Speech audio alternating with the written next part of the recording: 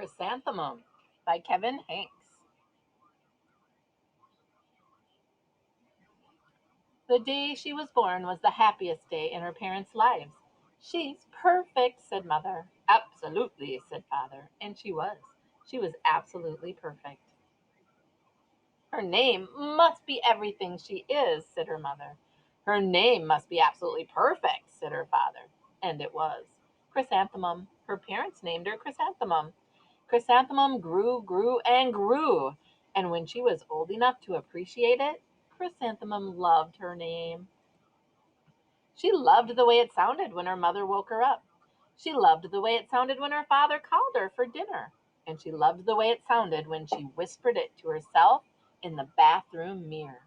Chrysanthemum, chrysanthemum, chrysanthemum. Chrysanthemum loved the way her name looked when it was written with ink on an envelope. She loved the way it looked when it was written with icing on her birthday cake.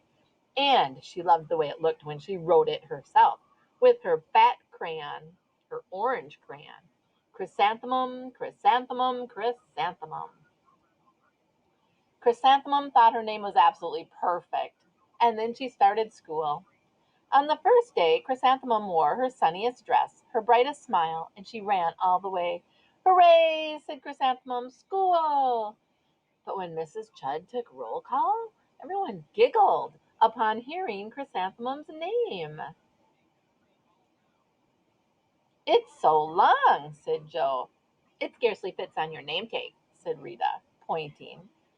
I'm named after my grandmother, said Victoria. You're named after a flower.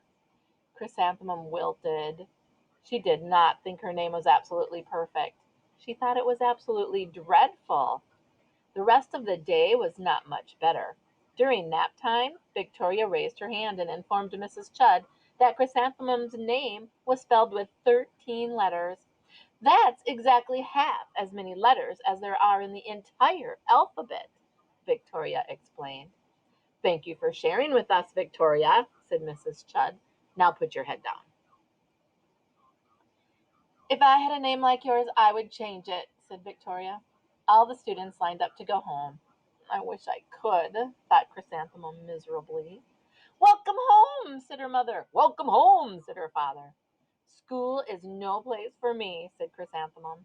My name is too long. It scarcely fits on my name tag, and I'm named after a flower. Oh, pish, said her mother. Your name is beautiful and precious and priceless and fascinating and winsome, said her father. It's everything you are, said her mother. Absolutely perfect, said her father. Chrysanthemum felt much better after having her favorite dinner, macaroni and cheese with ketchup, and an evening filled with hugs, kisses, and parcheesi. That night, Chrysanthemum dreamed her name was Jane. It was an extremely pleasant dream. The next morning, Chrysanthemum wore her most comfortable jumper. She walked to school as slowly as she could. She dragged her feet in the dirt. Chrysanthemum, chrysanthemum, chrysanthemum, she wrote.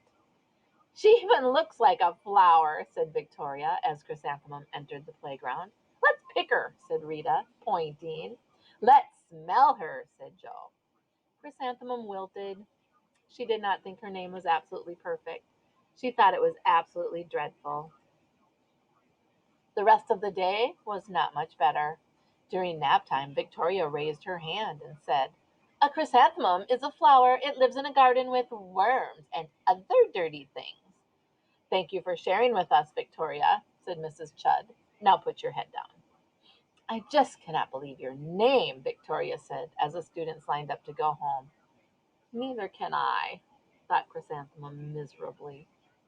Welcome home, said her mother. Welcome home, said her father. School is no place for me, said Chrysanthemum. They said I even look like a flower. They pretended to pick me and smell me. Oh, pish, said her mother. They're just jealous and envious and begrudging and discontented and jaundiced, said her father. Who wouldn't be jealous of a name like yours, said her mother. After all, it's absolutely perfect, said her father. Chrysanthemum felt a trifle better after her favorite dessert, chocolate cake with buttercream frosting. and another evening filled with hugs and kisses and parcheesi. That night, Chrysanthemum dreamed that she really was a chrysanthemum. She sprouted leaves and petals, and Victoria picked her and plucked the leaves and petals one by one until there was nothing left but a scrawny stem. It was the worst nightmare of Chrysanthemum's life. Chrysanthemum wore her outfit with 7 pockets the next morning. She loaded the pockets with her most prized possessions and her good luck charms.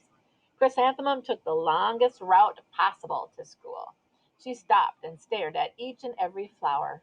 Chrysanthemum, chrysanthemum, chrysanthemum, the flowers seemed to say. That morning the students were introduced to Mrs. Twinkle, the music teacher.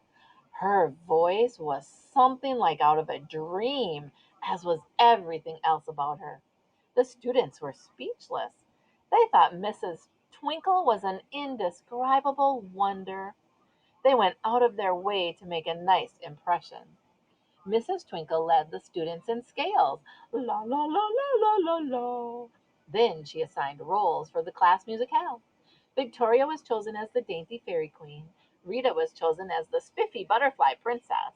Jo was chosen as the all important pixie messenger. And Chrysanthemum was chosen as a daisy. Chrysanthemum's a daisy, chrysanthemum's a daisy, Jo, Rita, and Victoria chanted, thinking it was wildly funny. Chrysanthemum wilted. She did not think her name was absolutely perfect. She thought it was absolutely dreadful. "What's so humorous?" asked Mrs. Twinkle. "Chrysanthemum," was the answer. "Her name is so long," said Jo. "It scarcely fits on her name tag," said Rita, pointing. "I'm named after my grandmother," said Victoria. "She's named after a flower." "My name is long," said Mrs. Twinkle. "It is?" said Jo. "My name would scarcely fit on a name tag," said Mrs. Twinkle. "It would," said Rita, pointing. "And," said Mrs. Twinkle, "I'm named after a flower too." "You are?" said Victoria. "Yes," said Mrs. Twinkle. "My name is Delphinium. Delphinium Twinkle. And if my baby is a girl, I'm considering Chrysanthemum as her name. I think it's absolutely perfect." Chrysanthemum could scarcely believe her ears. She blushed, she beamed, she bloomed. Chrysanthemum, chrysanthemum, chrysanthemum. Jo, Rita, and Victoria looked at Chrysanthemum longingly. "Call me Marigold," said Jo. "I'm Carnation," said Rita, pointing. "My name is Lily of the Valley," said Victoria. Well, Chrysanthemum did not think her name was absolutely perfect. She knew it. Epilogue. That means what happens after the story is done. Overall, the class musicale was a huge success. Chrysanthemum was absolutely perfect as a daisy. Victoria made the only mistake. She completely forgot her lines as a dainty fairy queen. Chrysanthemum thought that was wildly funny and she giggled throughout the entire dance of the flowers. Eventually, Mrs. Twinkle gave birth to a healthy baby girl, and of course, she named her Chrysanthemum. The end.